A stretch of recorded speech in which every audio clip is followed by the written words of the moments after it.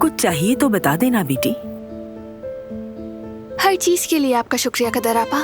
बस अभी आप जगह बना लें, कुछ भी चाहिए होगा तो मैं बता दूंगी। ठीक है बेटी, कोई बात हो तो फौरन मुझे आवाज दे देना। अल्लाह सेहत दे आपको। शुक्रिया।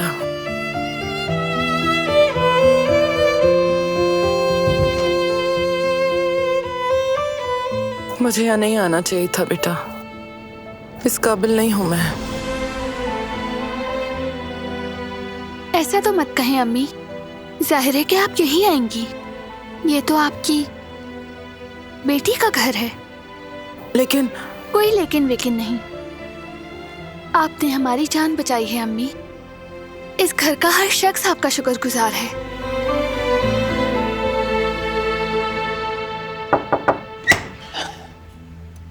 सबिहा साहिबा, तबीयत कैसी है आपकी? बेहतर हूँ।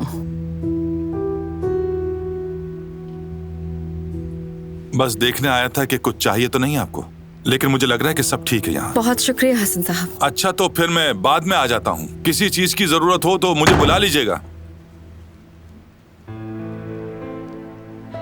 आपको तकलीफ तो नहीं हो रही? थोड़ा भी दर्द हो तो मुझे बताइएगा। ठीक हूँ मैं, पहले से बहुत बेहतर। आपका तकिया ठीक कर दूं मैं? आराम से लेट जाएं।